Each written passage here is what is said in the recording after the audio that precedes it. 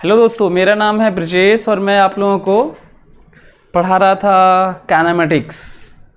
और जैसा कि मैं बताया हूँ कि यदि काइनेमेटिक्स हम लोग अच्छे से समझ लेते हैं तो हम लोग ऑलमोस्ट पूरे साइंस, पूरे फिजिक्स की चीज़ों का जो रिलेशन है, जो वेरिएशन है, उसको हम लोग समझ सकते हैं।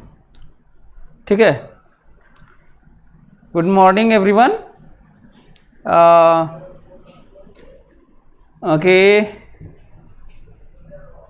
चलिए तो हम लोगों को आज कुछ नई नई चीज़ें, बड़ी बड़ी बातें सीखनी है।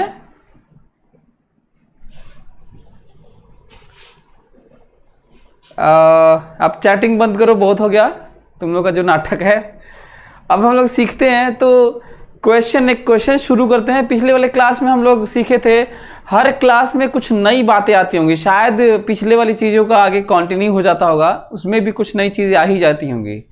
तो आज हम लोग को कुछ नई नई चीज़ें सीखनी है। पिछले क्लास में हम लोग सीखे थे कि किस तरीके से डिस्प्लेसमेंट और डायरेक्शन दिया रहेगा तो उनको जोड़ेंगे, डिस्टेंस जोड़ेंगे। किस तरीके से टोटल जो डेटा दिया रहता है उसका यूनिट बदलते हैं, चेंज करते हैं, अटेंशन रखते हैं, distance, displacement, average velocity, average speed सब निकालते हैं। ओके, आज हम लोग कुछ और बातें समझने की कोशिश करेंगे। शुरू में फिर से मैं याद दिला दूं कि शुरू में हम लोग रेट ऑफ चेंज ही नहीं जान पाते। जो 12th पास है उनके लिए भी इसी तरह की दिक्कत होती है। सोचिए कि कितनी बड़ी प्रॉब्लम है जो अंडरस्टैंडिंग वाली है। एनीवे, सो एक क्वेश्चन करते हैं जो आईटी में आया हुआ है, तो आपको ज़्यादा आइडिया लगेगा कि इसका क्या मतलब है, और फिर इसका डिटेल में आपको समझाता हूँ। So a car is running with speed 36 kilometre per hour due east. It takes left turn without changing speed in 2 seconds. Then find first part, पहला पार्ट लिखो, then find first part, magnitude of change in velocity। Magnitude, पहला part लिखो इस question का, magnitude of change in velocity and its direction।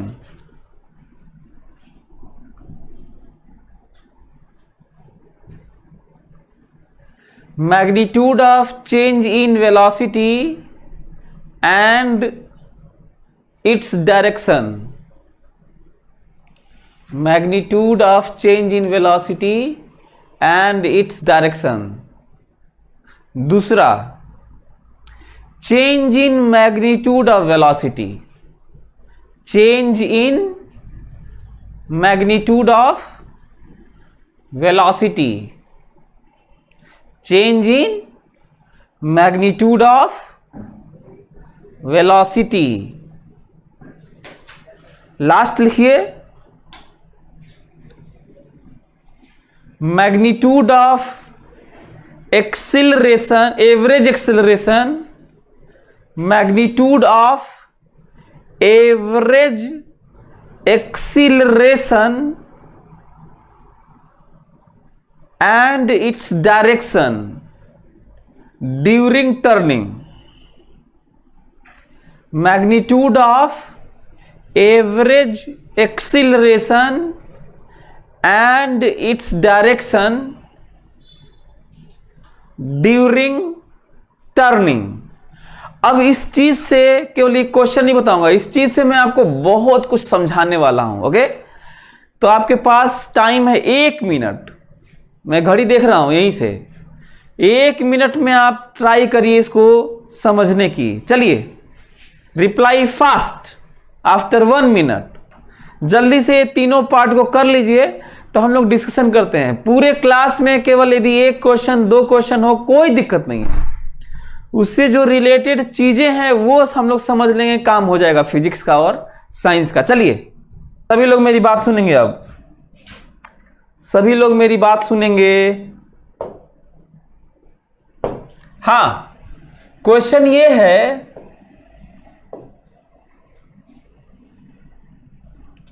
Question ये है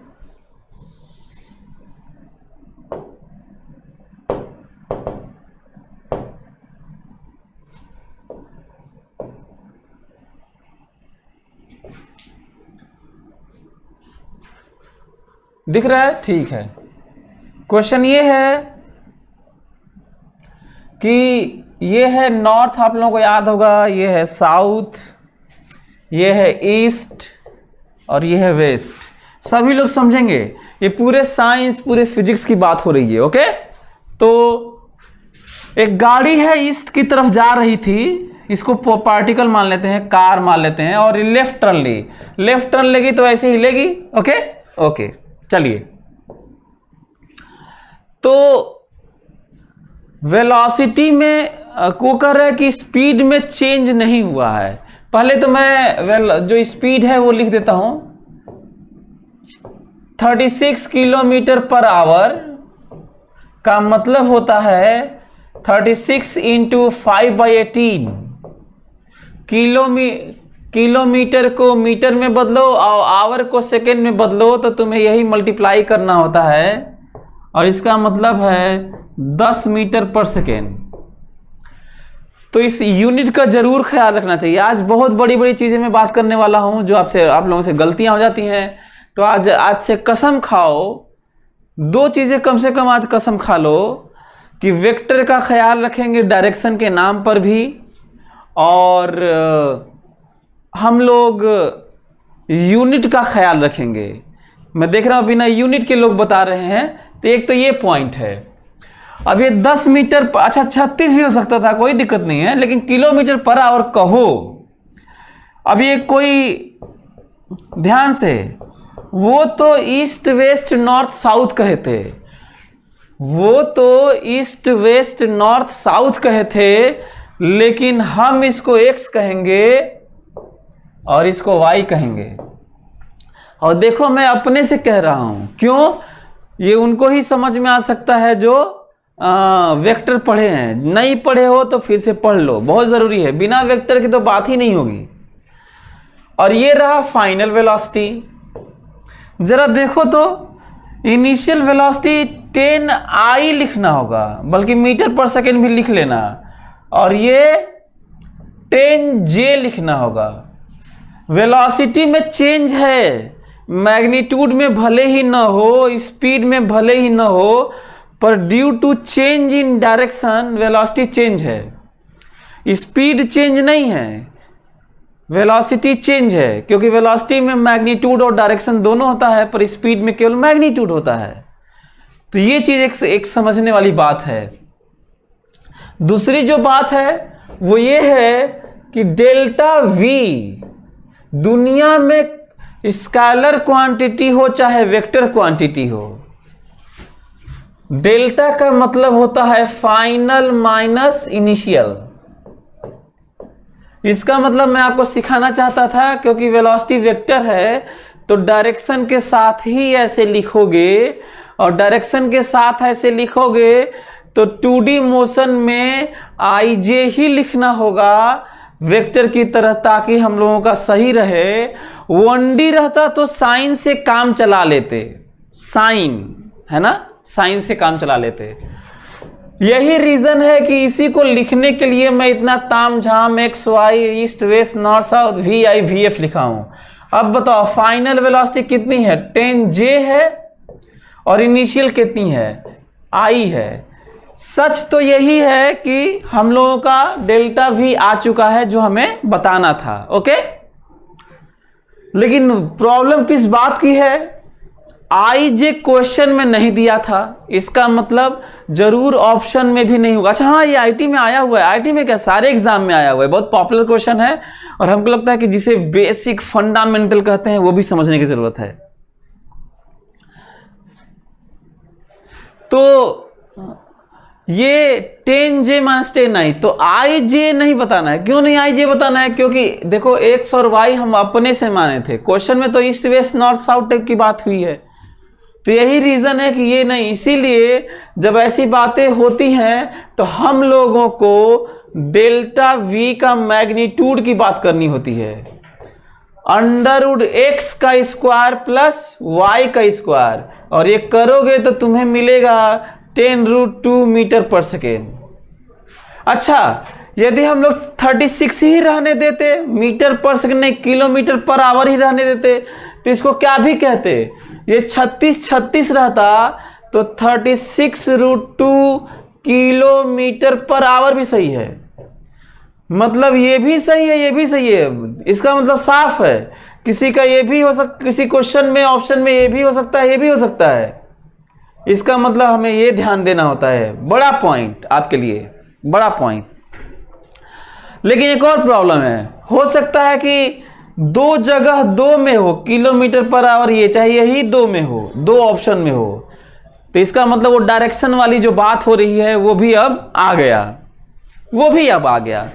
अब question ये है कि डायरेक्शन कैसे बताया जाए।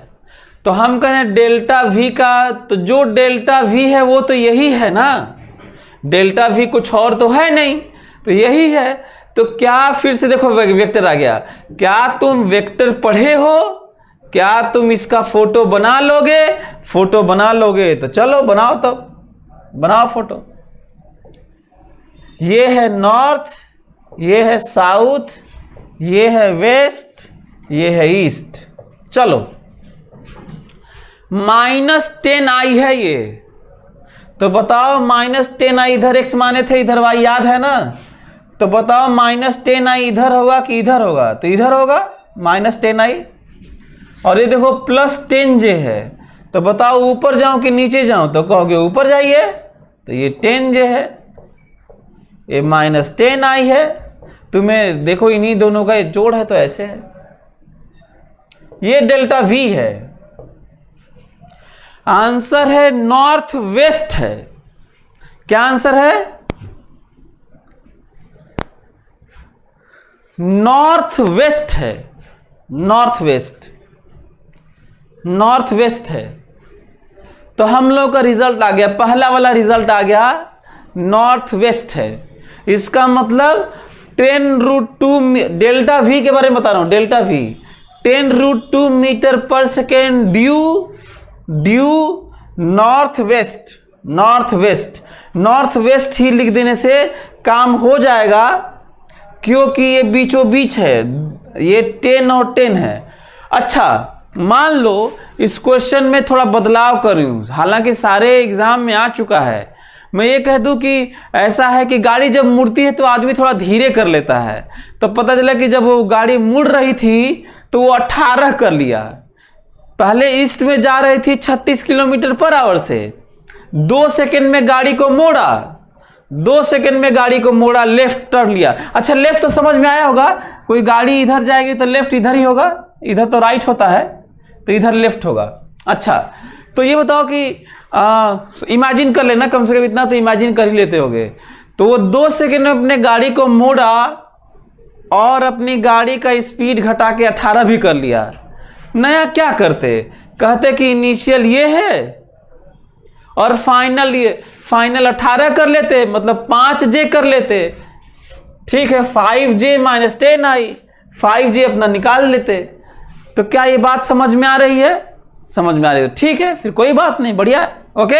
हाँ, अच्छा, इसको छोटे में बताना होता तो कैसे बताते?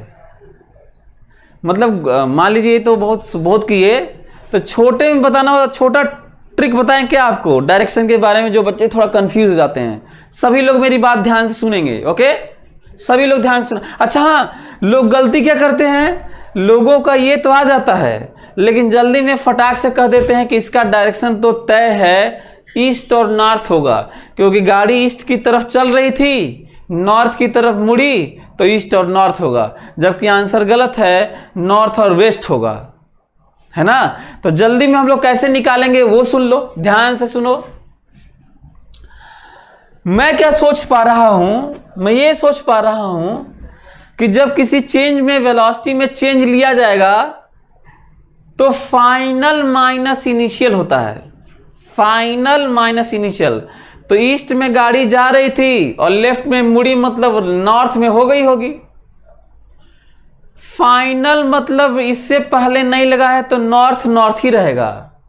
और इनिशियल वेस्ट में जा रही थी, और क्योंकि माइनस इनिशियल वेलोसिटी होता है माइनस, और माइनस का मतलब ही उल्टा होता है।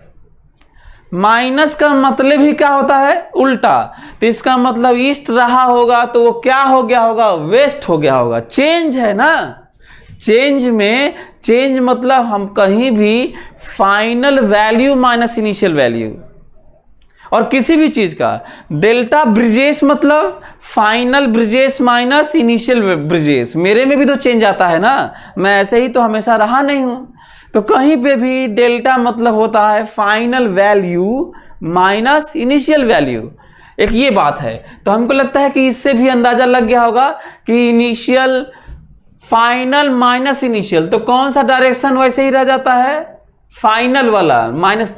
लेकिन माइनस इनिशियल मतलब इनिशियल जहां पे भी रहेगा। कोई और भी क्वेश्चन में तुम फटाक से कर लेना, इनिशियल वाला उलट देना। ईस्ट है तो वेस्ट कर लेना, साउथ है तो नॉर्थ कर लेना, नॉर्थ है तो साउथ कर लेना, वेस्ट है तो ईस्ट कर लेना। कोई दिक्कत? कोई दिक्कत? फटाक से करने के लिए बता रहा हूं, मतलब जल्दी से। तो एक तो ये पॉइंट है। अब अगला वाला क्वेश्चन है, अगला वाला क्वेश्चन है magnitude, change in magnitude of velocity. अगला वाला है change in magnitude of velocity. इसका आंसर है change in magnitude of velocity. तो change in magnitude of velocity मतलब स्पीड। कहीं पे भी, जहां पे भी मैग्नीट्यूड ऑफ वेलोसिटी लिखा हो उसकी जगह काट पीट के क्या लिख दो, कहीं पे भी समझने की जरूरत है। मैग्नीट्यूड ऑफ वेलोसिटी कहीं भी लिखा हो तो वहां पे तुम क्या समझने लगना? स्पीड। तो इसका मतलब क्या हो गया? Change in speed. क्या है ये? Change in speed. लिखो तो दूसरे का आंसर 0। लिखो दूसरे का आंसर 0। तो एक नई बात पता चलेगी, कहीं पे भी मैग्नीट्यूड ऑफ वेलोसिटी लिखा हो। लेकिन ध्यान देना, मैग्नीट्यूड ऑफ वेलोसिटी जहां लिखा होगा वहीं, कहीं और नहीं। ये नहीं कि change in velocity, magnitude of change in velocity. तो ये मत कह देना कि सर वही वाला है। Magnitude of change in velocity वो नहीं है।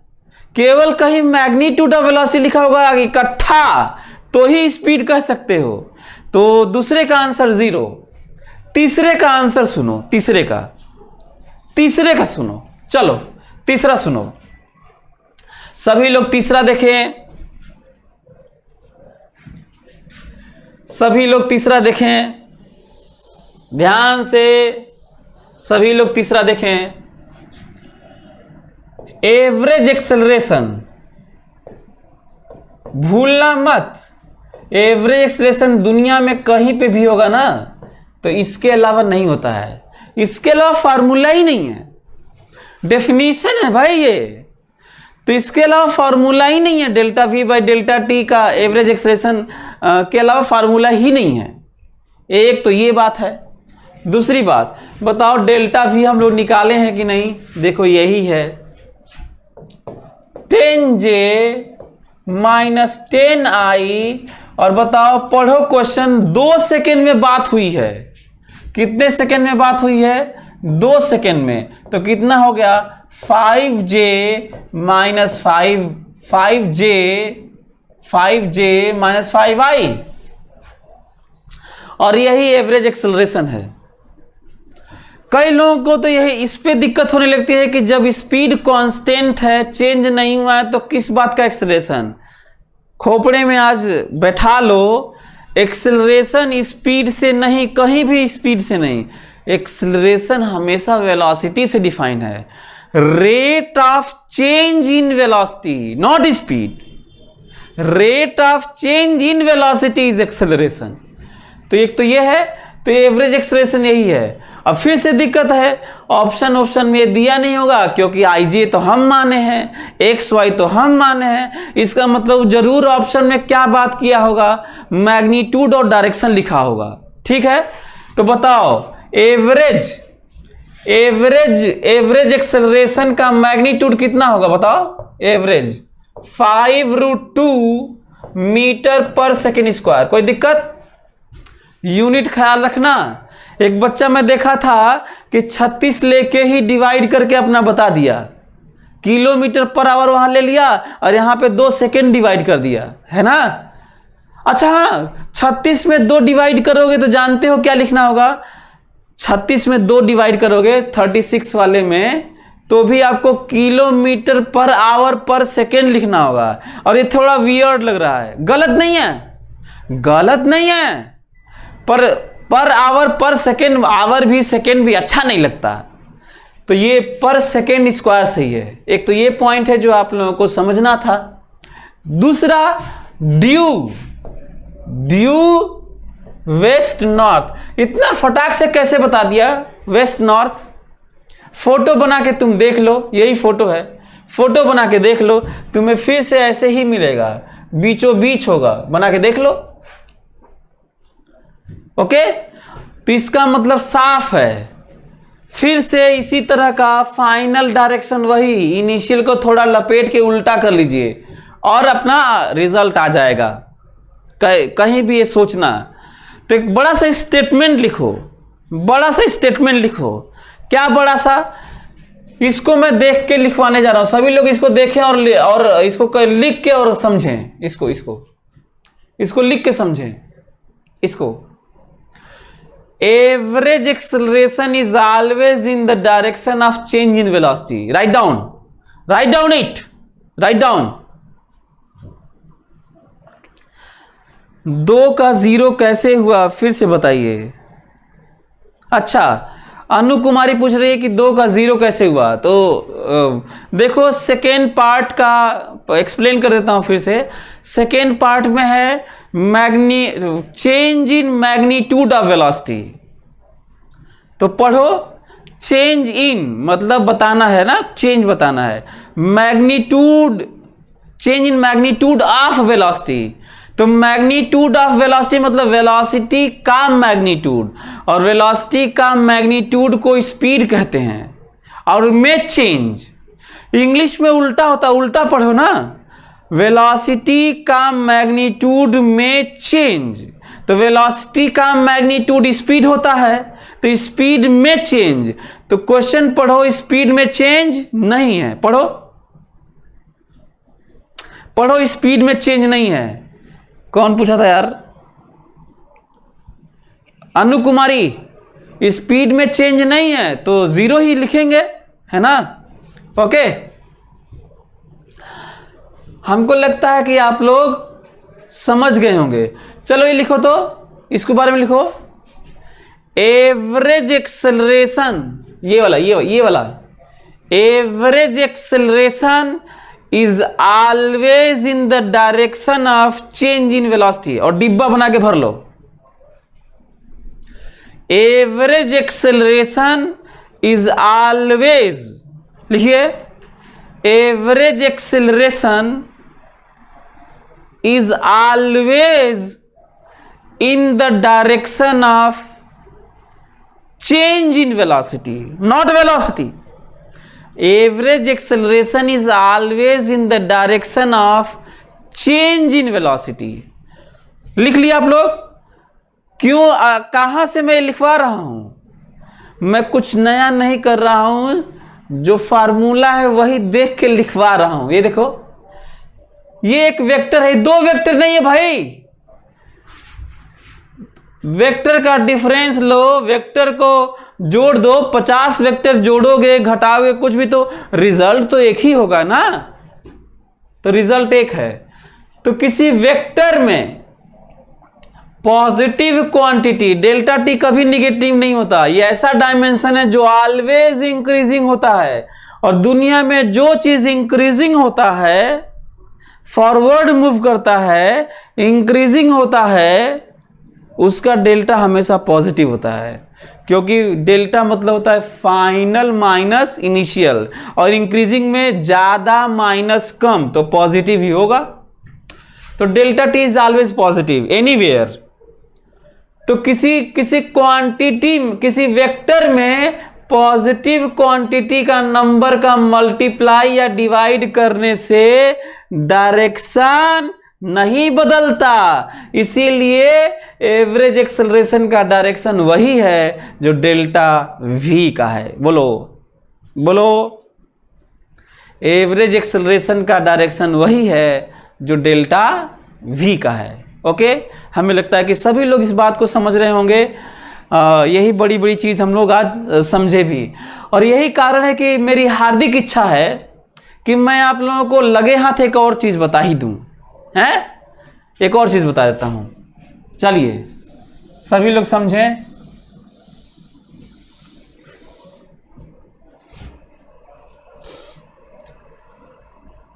एवरेज वेलोसिटी, हाँ, क्या ये देख के कुछ नहीं बता सकते हो जैसे इसको बताए हो, जो पिछले क्लास में देखे भी रहे होगे? तो जल्दी से ये भी लिख लो, average velocity is always in the direction of displacement या change in position. Right down, जल्दी लिखो, डिब्बा बंद करो जल्दी से, डिब्बा ब्रैकेट में फटाक से लिखो जल्दी से इसको। Average velocity is always in the direction of, average velocity is always in the direction of, average velocity is always in the direction of,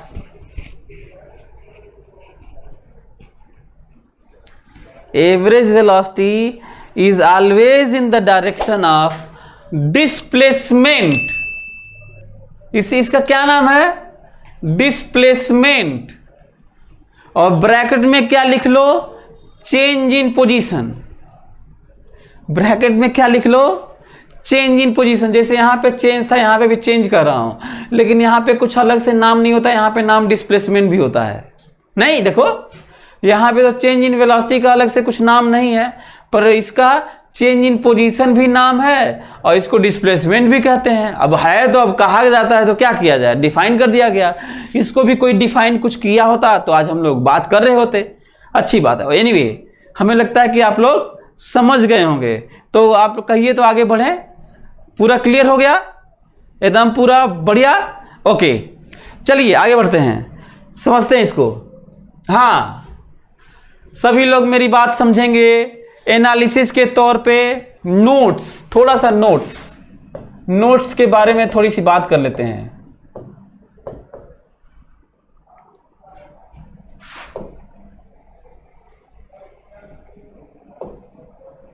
notes थोड़ा देख लेते हैं ना, सभी लोग समझेंगे। V और V, सभी लोग मेरी बात ध्यान सुने।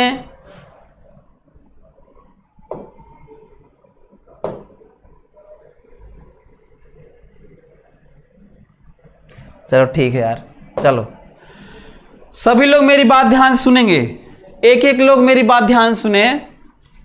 दो ऑपरेटर मैं लगाने जा रहा हूं, दो ऑपरेटर। सभी लोग ध्यान सुने। मैं चाहता हूं कि पहले रेट ऑफ चेंज ले लूं और फिर मॉड ले लूं, और मैं चाहता हूं कि पहले मॉड ले लूं और फिर रेट ऑफ चेंज ले लूं।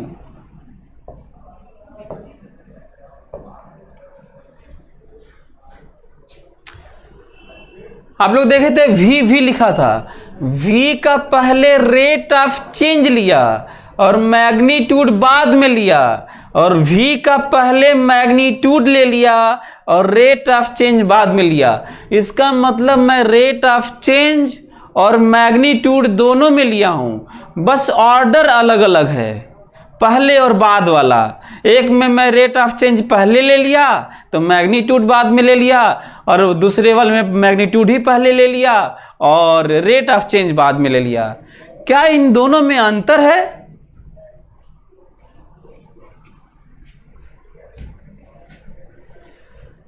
क्या इन दोनों में अंतर है? अंतर है और कोई कंपैरिजन नहीं है। Both are different thing. पहला पॉइंट, दोनों ही अलग अलग बातें हैं। क्यों अलग अलग बातें हैं? फोकस करो। पहले ये बताओ कि जब वेलोसिटी में रेट ऑफ चेंज लेते हैं तो बताओ इसको एक्सेलरेशन ही कहते हैं कि नहीं।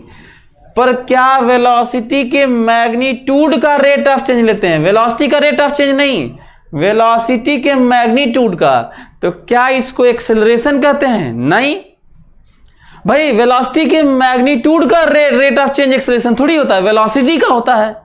देख तो ये पॉइंट है, तो इसको क्या लिखेंगे, मैग्नीट्यूड ऑफ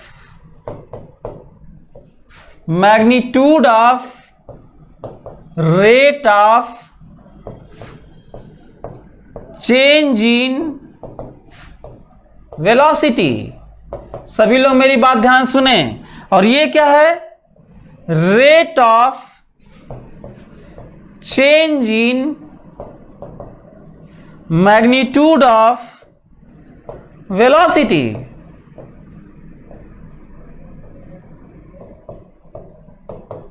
हाँ, दोनों अलग अलग बातें हैं। यदि मैं ऊपर कहूंगा क्या ऊपर वाला क्या है, ऊपर वाला क्या है, तो कहोगे ये तो एक्सेलरेशन है जिसका मैग्नीट्यूड है, लेकिन नीचे वाला एक्सेलरेशन नहीं है ये, क्योंकि एक्सेलरेशन कहीं पढ़े हुए है। तो दोनों अलग अलग बातें हैं। बल्कि याद करो मैं आज क्या सिखाया था, मैग्नीट्यूड ऑफ वेलोसिटी की जगह, मैग्नीट्यूड ऑफ वेलोसिटी की जगह क्या लिखूं, बताओ जल्दी बताओ। यहां पर क्या लिखूं, स्पीड। क्या लिखूं, स्पीड। इसका मतलब rate of change in speed है ये। क्या है ये, rate of change in speed है। जैसे ही v पर मॉड लगाए डायरेक्शन गायब हो गया, जैसे ही v पर मॉड लगाए डायरेक्शन गायब हो गया, और डायरेक्शन गायब हो गया, क्या रह गया है, मैग्नीट्यूड। मैग्नीट्यूड किसे कहते हैं, मैग्नीट्यूड को क्या कहते हैं, speed, and this is rate of change in speed. लेकिन हाँ, ये एक्सेलरेशन है। तो क्या इस ऑर्डर का मतलब आप लोगों को समझ में आया, बोलो। क्या ये जो समझा रहा हूं इस बात को बात समझ में आई, ये दोनों, ये बात समझ में आई। तो आगे बढ़ते हैं।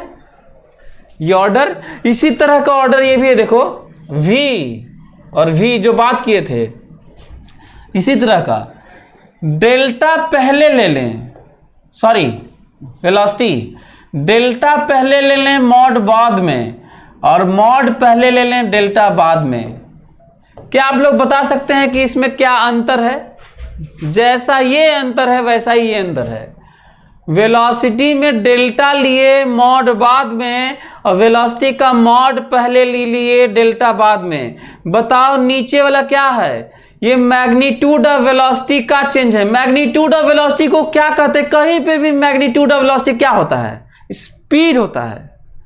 मैग्नीट्यूड ऑफ वेलोसिटी क्या है, तो ये चेंज इन स्पीड है। ये क्या है, चेंज इन स्पीड है। ये चेंज इन स्पीड नहीं है।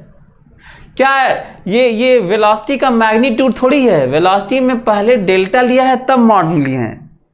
तो हमको लगता है कि आप लोग समझ गए होंगे। तो चलिए, इतना जानने के बाद एक क्वेश्चन बढ़िया लिखिए, और पूरे साइंस की बात इकट्ठा करता हूं। चलिए लिखिए, चलिए सभी लोग लिखिए, सभी लोग इसको लिख लो ऐसे। अच्छा, स्टेटमेंट इसको क्या कहोगे, स्टेटमेंट क्या है? सभी लोग, मैं तो कहता हूं स्टेटमेंट लिख लो।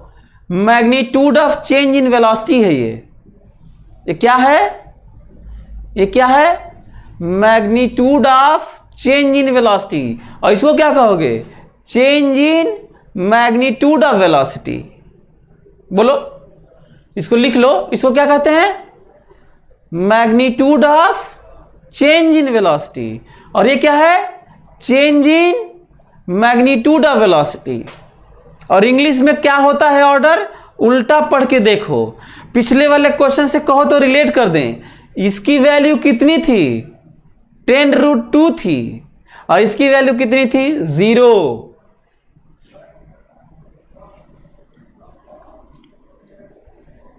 बोलो, ये समझ में आया? चलो एक क्वेश्चन लिखो बढ़िया, उस पर डिस्कशन करते हैं, बढ़िया वाला डिस्कशन। चलिए क्वेश्चन लिखिए, तो सभी लोग क्वेश्चन लिखिए।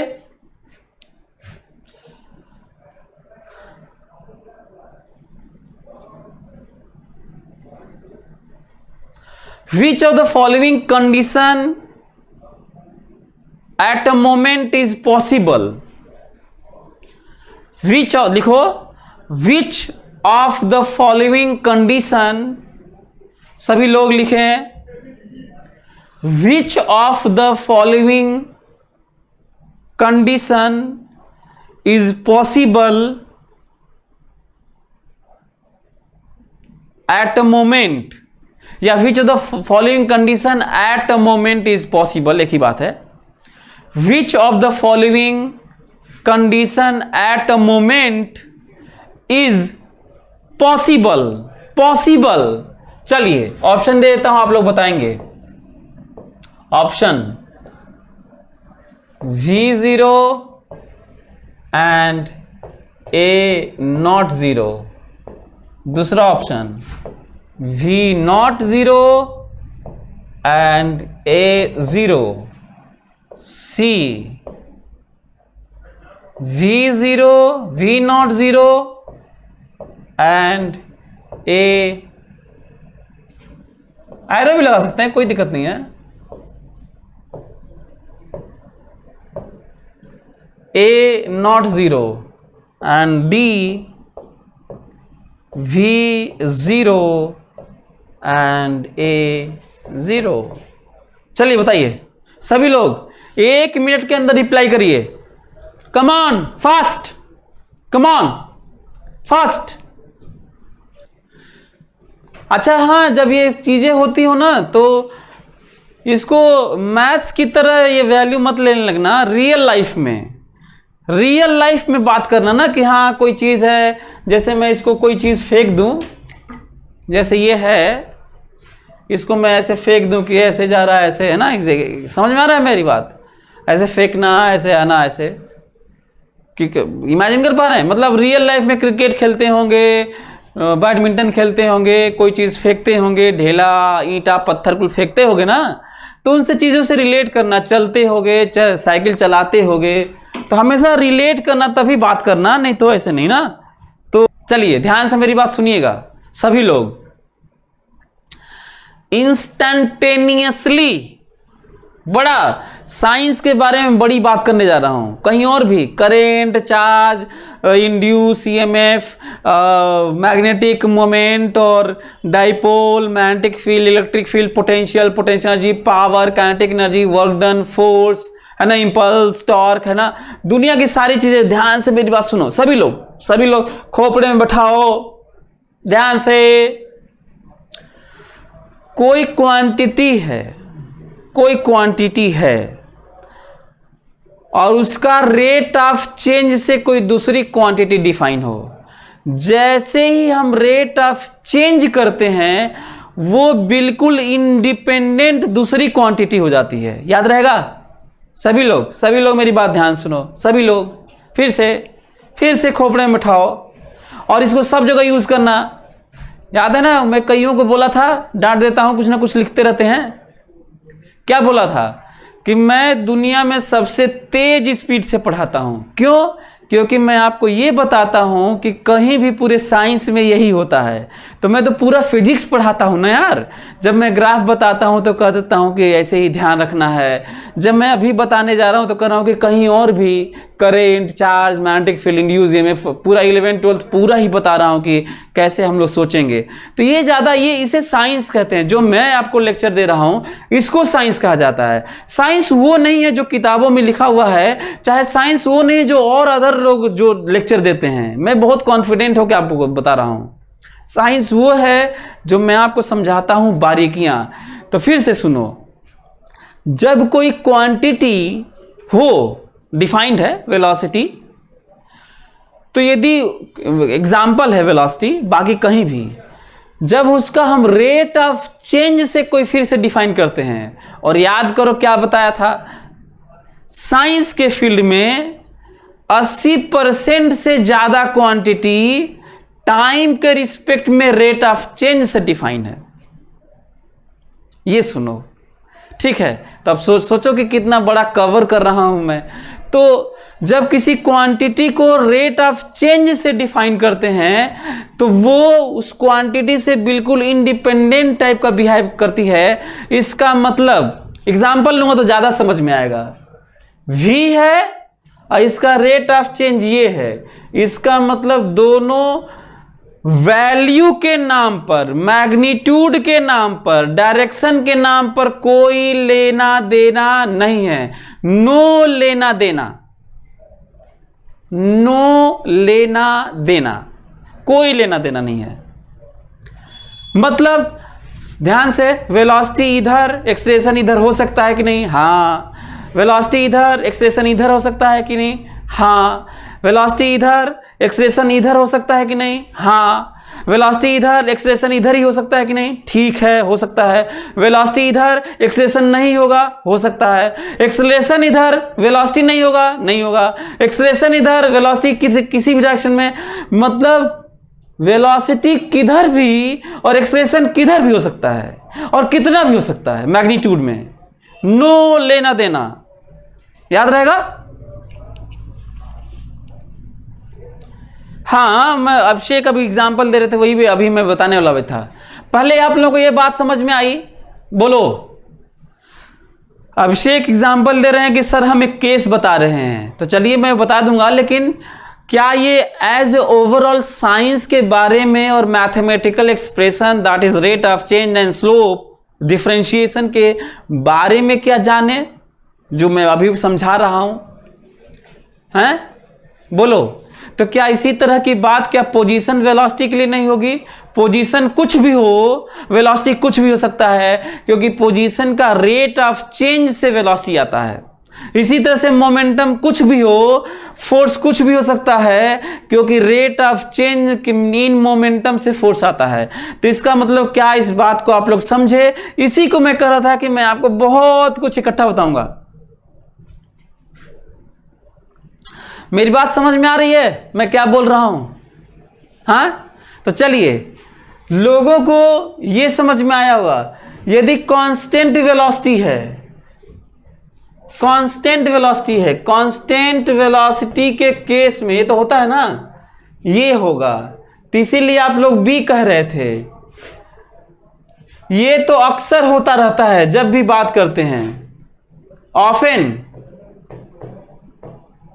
ये वाला तो कोई चीज रेस्ट में रहे, रेस्ट में ही रहे, परमानेंट,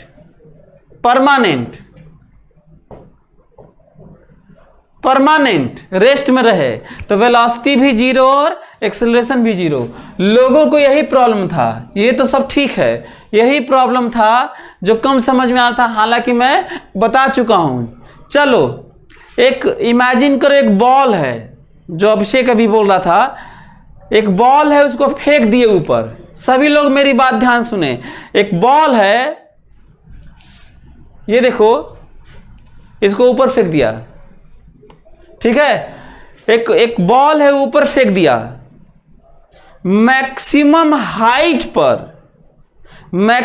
हाइट पर वेलोसिटी जीरो होता है कि नहीं? अच्छा, पहले तो क्वेश्चन पढ़ लो। एट अ मोमेंट, मतलब एक मोमेंट पर पॉसिबिलिटी की बात हो रही है, ड्यूरेशन नहीं, इंटरवल नहीं, टाइम इंटरवल नहीं, एक मोमेंट पर। तो बताओ, मैक्सिमम हाइट पर वेलोसिटी जीरो होता है कि नहीं? होता है, ऑब्वियस है। लेकिन एक्सेलरेशन जीरो नहीं होता, वही तो लेके आता है नीचे, फिर से फेंका था तो बताओ, समझ में आया कि नहीं? Velocity zero but acceleration is not zero. बोलो। जब आप किसी वर्टिकली अपवर्ड किसी बॉल को फेंकेंगे तो मैक्सिमम हाइट पर एक कंडीशन होता है कि नहीं? एक्सेलरेशन डाउनवर्ड जी होता है, तभी ना बॉल फिर से आता है और लेके आता है। लेकिन वेलोसिटी कितनी होती है? मोमेंटरीली जीरो होती है। तो हमको, अच्छा हाँ, ये तो समझ में आ गया होगा एग्जाम्पल और सिचुएशन लेके, लेकिन इसका ख्याल करो, जो मैं साइंस की बात किया हूं, जो मेरा लेक्चर यूनिक है, डिफरेंट है, जो अलग है दूसरों से, उस पर भी तो ख्याल करो। मैं क्या बोल रहा हूं? मैं क्या बोला था? मैं ये बोला था, याद दिला देता हूं, मैं ये बोला था कि दुनिया में किसी चीज से किसी क्वांटिटी से के रेट ऑफ चेंज से कोई दूसरी क्वांटिटी डिराइव्ड हो तो दोनों बिल्कुल डायरेक्शन मैग्नीट्यूड यदि हो तो सब इंडिपेंडेंट हो जाते हैं वैल्यू सब। क्या इस बात को समझे? ये बहुत जरूरी है। तो इसको रिलेट करना कहीं और भी। ओके, तो इसका मतलब यदि मैं इसको इस क्वेश्चन को लेते हुए एक बात मैं ये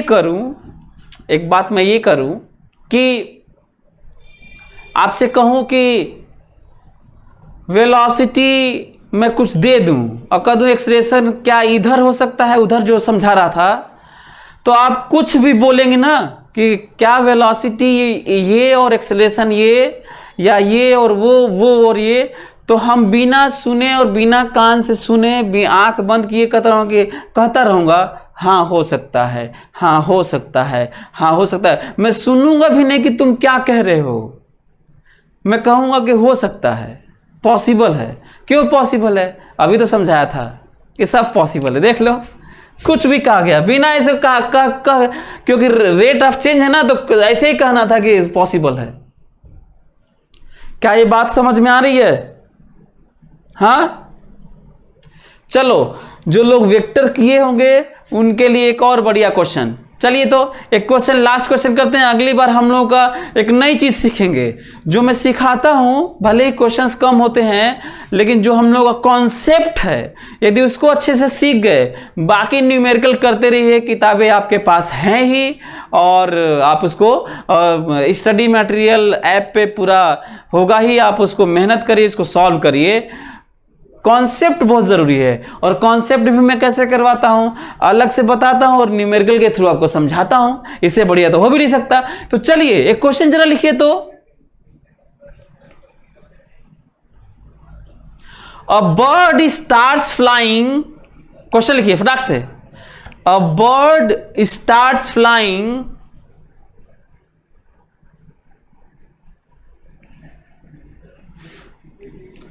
A bird starts flying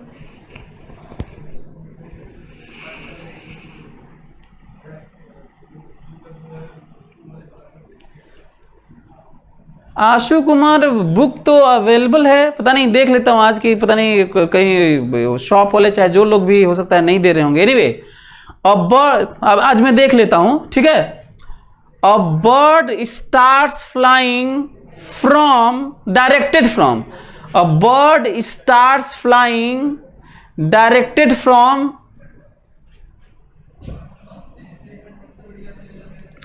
a bird starts flying directed from R1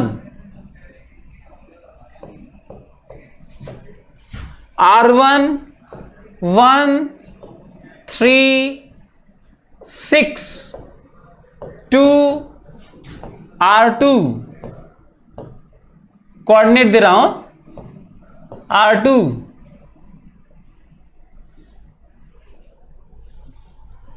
R2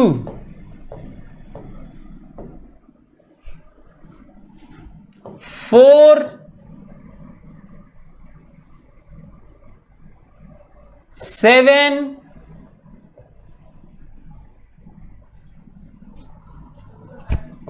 18 A bird starts flying from, directed from this to that, coordinate है ये, with constant speed 26 meter per second, with constant speed 26 meter per second.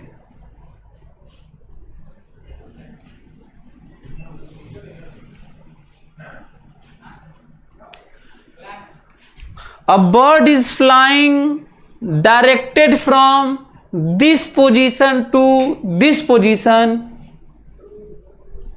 from this position to this position with constant speed 26 meter per second. Then find velocity of the bird. Then find velocity of the bird. चलिए,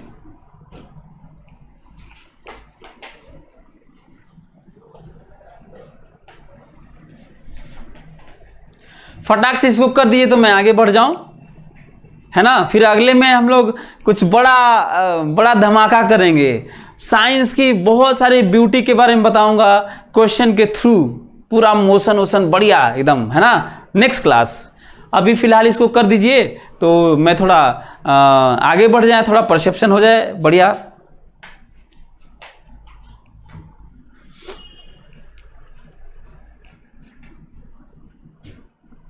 option दे दूं क्या?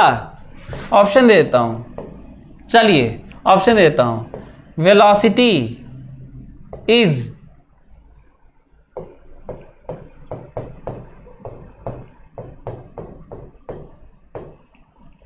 B option,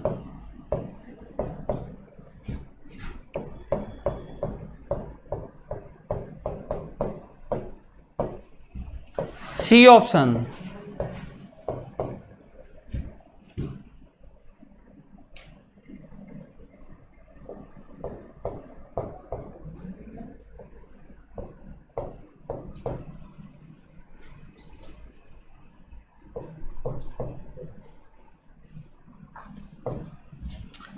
D option. हाँ बताइए।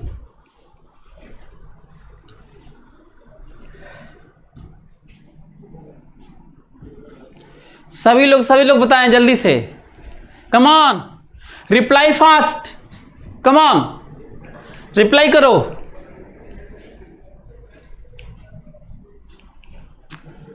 Time नहीं है मधु Singh, time नहीं है, time नहीं दिया है।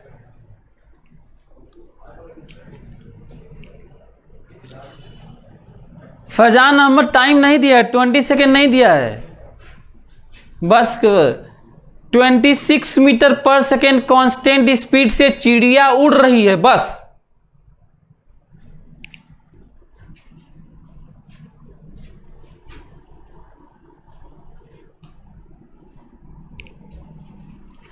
बहुत सारे लोगों का ऑप्शंस आ गए, C D D D C, जल्दी करो यार।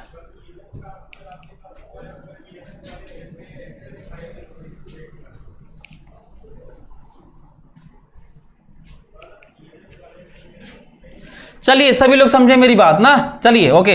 इधर देखिए, फिर से याद करो क्या स्टेप है। जब क्वेश्चन आपको थोड़ा कम समझ में आया तो पहला स्टेप, चलो ऐसे मैं सिखाता हूं ना यार तुम लोगों को। पहला स्टेप है क्या, याद है? Rough diagram. दूसरा वो कौन सी चीजें हैं जो पूछी गई हैं, उसके लिए क्या लॉज लगाएंगे। और तीसरा सही से कैलकुलेशन, यूनिट सब लिख के, है ना। 3 यही है। क्वेश्चन पढ़ के एक रफ डायग्राम, दूसरा कौन से लॉज लगेंगे और क्या क्या हो रहा है कैसे सब, और तीसरा सही से calculation and get the result. चलिए तो ये देखिए रफ डायग्राम थोड़ा सा बना लेते हैं क्वेश्चन पढ़ के। वो कह रहे हैं कि एक कोई है R1 है ना, एक चिड़िया उड़ रही है इधर की तरफ। चिड़िया लग रहा है तुम लोगों को? नहीं, चलो वैसे मेरा आर्ट बहुत अच्छा है, मैं जानबूझ के ऐसे ही बना दिया आप लोगों के लिए ताकि आप बना लें। ये R2 है। मेरे स्केचिंग भी ठीक है।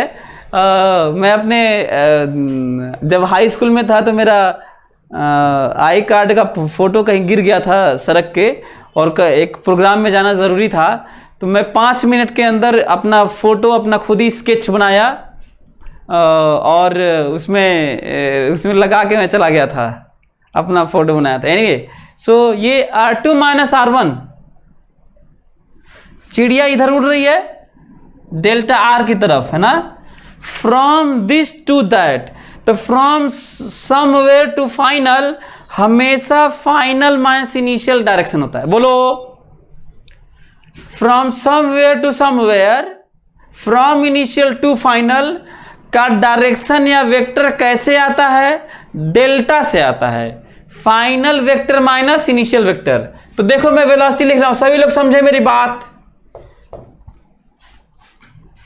वेलोसिटी सीधा आंसर लिखने जा रहा हूं। ये बताओ, क्वेश्चन पढ़ो, क्या वो 26 मीटर पर सेकेंड मैग्नीट्यूड दिया है वेलोसिटी का, स्पीड दिया है तो मैग्नीट्यूड दिया है ना यार। तो दे देखो 26। अब बताओ, जब किसी वेक्टर का मैग्नीट्यूड मालूम हो, कहीं और भी इसको यूज करना, एम्पियर सर्किटल लॉ में, कूलॉम्स लॉ में, कहीं पे और बायोट सेवर्ट लॉ में, मतलब जहां जरूरत हो वहां करना। जब किसी चीज का मैग्नीट्यूड मालूम हो तो डायरेक्शन के नाम पर यूनिट वेक्टर का सहारा लिया जाता है। कैप मतलब होता है unit vector, this is unit vector. मतलब ये तो यूनिट वेक्टर यहां नहीं है, यहां पे है। ओके, और बताओ यूनिट वेक्टर क्या होता है? Delta R by mod delta R होता है। किसी वेक्टर में उसी वेक्टर का मैग्नीट्यूड डिवाइड कर देते हैं। किसी वेक्टर में उसी वेक्टर का मैग्नीट्यूड डिवाइड कर देते हैं तो क्या मिलता है? कहीं भी यूनिट वेक्टर मिलता है। यूनिट वेक्टर मतलब ऐसा वेक्टर जिसका मैग्नीट्यूड 1 है। एंड यूनिट वेक्टर किस लिए इन्वेंट या डिस्कवर किया गया? इसलिए ताकि हम लोग डायरेक्शन को दिखा सकें, शो कर सकें, एक्सप्रेस कर सकें। बोलो, यदि ऐसा है तो अब सीधा आंसर आने वाला है। बताओ, 26 final vector minus initial vector divided by mod of final vector minus initial vector. कोई दिक्कत? क्या ये तुम लोग फाइनल वेक्टर लिख रहे हो? 4i plus 7j plus 18k, 1i plus 3j plus 6k लिख लोगे आप लोग? 4i plus 7j plus 18k, xyz यार, xyz ijk। तो क्या फाइनल माइनस इनिशियल घटा लोगे? फाइनल में से इसमें से इसको घटा लोगे तो क्या मिलेगा? 3i मिलेगा। इसमें से इसको घटा लोगे तो 4j मिलेगा, और इसमें से इसको घटा लोगे तो 12k मिलेगा। बोलो, 26 तो बाहर है ही। क्या इसका मैग्नीट्यूड लिखने आता है? √3 का स्क्वायर प्लस 4 का स्क्वायर प्लस 12 का स्क्वायर। जानते हो कितना होता है? 13 होता है ये। बताओ कितना होता है? 13। अब बताओ, 13 दूना 26, ये 2 मल्टीप्लाई कितना कहां गया? आ गया क्या रिजल्ट? ये है। क्या इससे कुछ सीख मिली? इससे कुछ सीख मिली? कैलकुलेशन से कुछ सीख मिली? रिजल्ट तो मैटर ये नहीं करता कि हम लोग एक क्वेश्चन कर लिए, मैटर ये करता है कि क्या हम लोग इसको समझे, क्या इस फोटो से हम लोग फोटो रफ डायग्राम, क्या अप्रोच, क्या तरीका हमें मालूम चला। चलिए ओके, फिर मिलते हैं अगले क्लास में और सीखते हैं और भी नई नई बातें मोशन से related. Thank you so much.